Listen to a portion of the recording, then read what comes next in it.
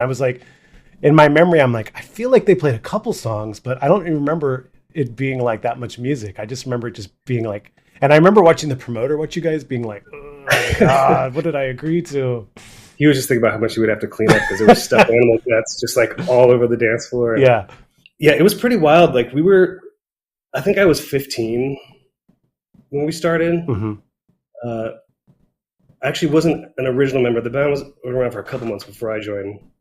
And at first, I mean, most of us had no business playing music in front of people whatsoever. Like just beginning our instruments, not me necessarily, but it was pretty awful. I mean, like in terms of, musical ability. So I think we tried to compensate by just being as crazy as we could possibly be. Yeah. And it got pretty crazy. And our singer was MC Loaf was this, he was probably 6'5", skinny guy whose voice sounded like Kermit the Frog. And it was just a weird concept. And we just sort of went with it. And there were really no rules. Now he worked at an arcade, right? Loaf? He did. Yeah. Yeah. There's an arcade around the corner technically, I think it's Saratoga, wherever. It's right around the corner from where we went to high school. And, that's why half of our songs were about video games, and we would spend a lot of time in the arcade. I feel like I remember that being part of like the janitor's story at the time. It's like, oh, that singer, he works at an arcade. I don't know why that was a big deal, but it was. He worked in an arcade, and when I think I started working after that in a burger joint called Kirk's. It's like a South Bay chain. Oh, I remember Kirk's. Yeah. Yeah. And so kind of how we started having a relationship with Skank and Pickle was Mike Parkwood. He would go to the arcade and get free tokens, and he would come to the burger place and trade us cassettes of bands that had sent to Dill. He would trade us for food, and the other guys worked at Little Caesars, which other half of our songs were about. And he'd trade for Little Caesars, and so we had this little barter system going with Mike Park, and that's how we got to know him. And yeah, it's pretty funny. Are we not talking about the Little Caesars songs?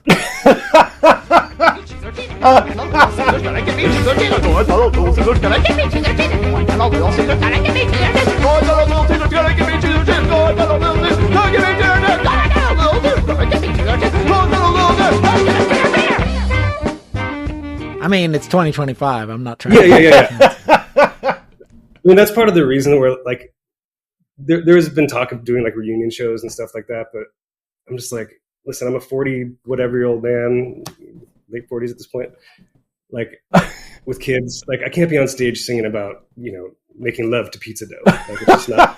I'm not going to be doing that. I'm sorry. First of all, I didn't write those lyrics, so I can at least claim I sang them plenty of times, but that was a long time ago. Yeah. Well, and every time I ran into MC Loaf in San Jose, he always seemed really nonplussed to be connected back to Janitors. It wasn't a friendly parting of ways with him. It wasn't really I don't know. He just one day didn't want to be in the band anymore. And he made that pretty obvious. He was still playing with us, but he just wasn't into it anymore. And we still wanted to keep going. And we knew that, part of what was the draw for our band was this crazy, singer guy. You couldn't take your eyes off him on stage. So how do you replace that? And we never really I never had intentions of being the singer. I just sort of like fell into my lap and we just kept going. And, I think the last time I actually, we've since connected on social media and stuff like that. But the last time I saw him, we lived like 3 blocks from each other in Saratoga. And he was riding his bike and I pulled over in my car. And I was like, "Hey, how you doing, man?" He's like, "Good." I said, right when Nerds was released, I said, did you hear the new CD? He's like, "Yeah, and frankly, I'm not impressed." All right. So. Yeah, I saw him after he left the band. I saw him at Palookaville in Santa Cruz at a Tortoise show. Yeah. And I hadn't seen him since, I saw him be in Janitors. And I swear, Like the like going from being like a ska weirdo to being a full on like indie rock hipster, that was like the biggest swing I'd ever seen. He just looked like so hipster. I was like, wow, I can't believe that the singer of Janitors went full on like hipster. I mean, I was at the Tortoise show too, but you know, I was never cool. But he always had that in him. Like he was always a big fan of Morrissey and like, I want to say like Smashing Pumpkins and The Cure and that kind of stuff. Like we had a really wide range of musical taste. So he always had that side of him. Yeah, I think the Janitors thing.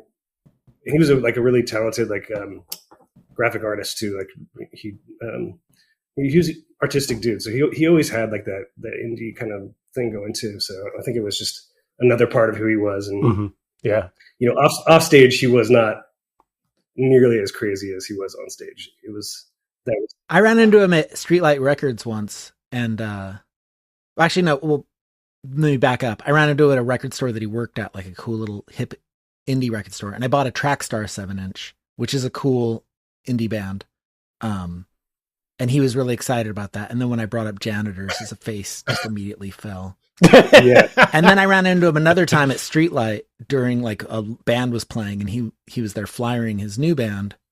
And I remember I approached him about it and tried to ask him about the show, and he's like, "Oh, are you over 21?" And I was like, "No." He's like, "Well, it's a 21 and over show." And then he just kind of wandered away from me. And I was like, "Cool." Yeah, he wanted nothing to do with us. Yeah. I mean, it happens, you know, it happens a lot of people that you get into your 20s and like your sense of self and your music taste are just really, really changed. I mean, it's not everyone has like such a huge shift, but that happens to some people. Yeah. It's like whatever you were doing as a teenager, you want like nothing to do with that anymore. He was also older than the rest of us too, by a couple of years. And so it doesn't seem like a big age gap, but when you're like 16 and he's 19, there's a pretty big difference, you know. I mean, and so not to say that any of us were like super mature in any way whatsoever, but he was definitely probably more mature than the rest of us in a lot of ways. The rest of us pretty much went to high school together in the same class. And we were just crazy. Like we were just wild children. And so, you know, yeah, I'm really glad there wasn't YouTube back then. I'll say that. It's just, there's a couple you can find a couple of clips here and there. Nothing incriminating. So you're glad you didn't have an opportunity. What about the breakfast pastry video from 1994? That's around. Yeah.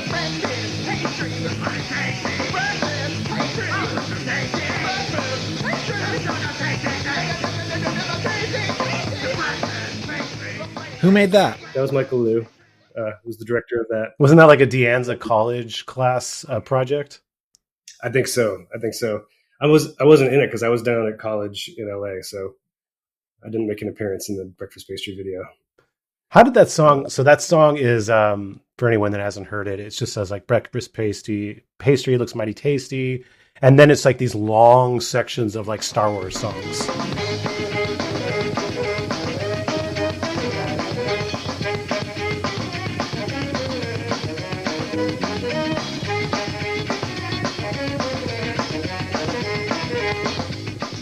So how did the Star Wars part of that come together? That came from me because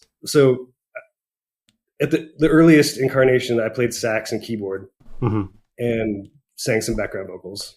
And I was in the marching band, and our horn section was all in the marching band. So, and we loved. I mean, who doesn't love the Star Wars score, right? All that John Williams stuff, and so. I don't even remember how I came with the idea. I think Pete was just playing. It's just basically one chord. Just like he was playing the upbeat. And so like I just started just playing, you know, one of the Star Wars themes. And then we added another one. Then we added another one. I don't even remember how breakfast pastry came from. That was a Dave thing because MC Loaf. It was one of his shticks where he would have like a bag of pastries or bagels, and he would just start like eating them as fast as he could, like, you know, like a Cookie Monster, like food flying everywhere. And somehow that breakfast pastry looks mighty tasty was coined, and yeah, there you go.